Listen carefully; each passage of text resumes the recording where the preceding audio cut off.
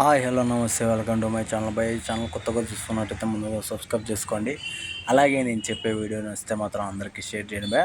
అయితే ఈరోజు మా టాపిక్ వచ్చేసి మన gangs of Godavari cinema trailer గురించి అయితే చెప్పబోతున్నాను భయ్య. నిజానికి ఈ ట్రైలర్ నిన్నే వచ్చింది. నేనైతే వేరే చిన్న పని మీద ఉండే అయితే ఈ ట్రైలర్ చూడలేకపోయాను, ఇప్పుడే చూశాను. వా అసలు మామూలుగా లేదు భయ్య.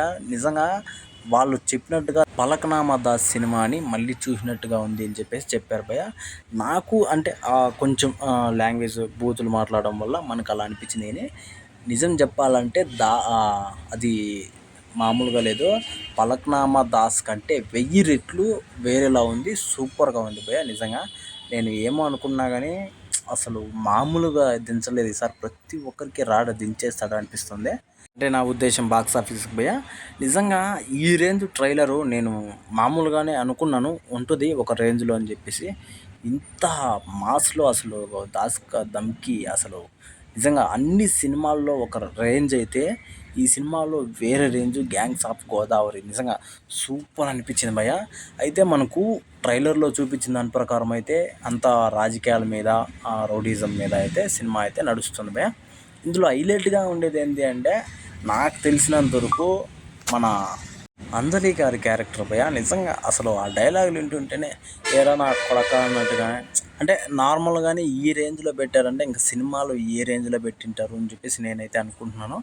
ఆమె క్యారెక్టర్ కానీ, హీరోయిన్ క్యారెక్టర్ కానీ, ఇంకా చెప్పాలంటే మన ఆది అన్న క్యారెక్టర్ కానీ నిజంగా సూపర్గా పెట్టారు.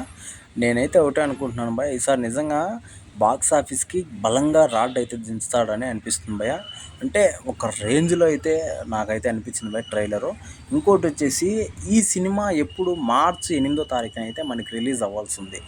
కాకపోతే గామి సినిమా వల్ల ఈ సినిమా అయితే లేట్ అవ్వడం అయితే అయింది భయ్య. కానీ అప్పుడు కన్నా రిలీజ్ అయ్యింటే ఈ సినిమా ఒక రేంజ్లో ఇంకా ఒక రేంజ్లో అయితే పోయేదేమో అని నేను అనుకుంటున్నాను.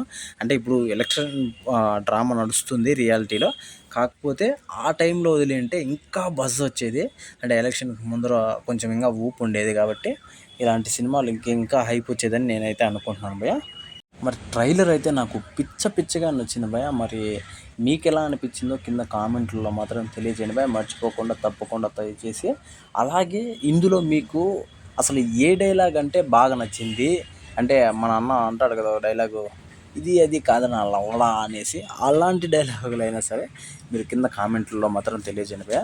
మర్చిపోకుండా తప్పకుండా మీకు ఏ డైలాగ్ అంటే బాగా నచ్చిందో ఆ డైలాగ్ని ఖచ్చితంగా కామెంట్లో మాత్రం తెలియజేయండి భయ్య. మర్చిపోకుండా తప్పకుండా దయచేసి.